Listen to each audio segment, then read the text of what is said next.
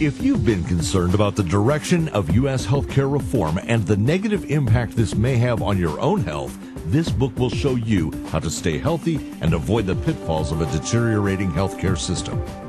As a doctor, patient, business owner, and health advocate, Dr. Craig F. Beyer has seen the healthcare industry from just about every perspective.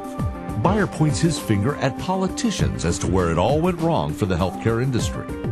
This powerful group of individuals follows the needs and desires of special interest groups, rather than those of healthcare professionals and patients.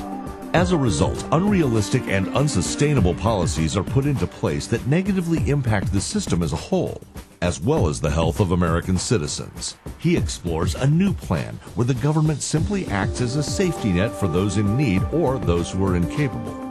The control being with the people, not in government. The information in this work will help the general public better understand the current healthcare crisis and what steps the country needs to take in order to fix the problems. Heaven or Health by Craig Beyer.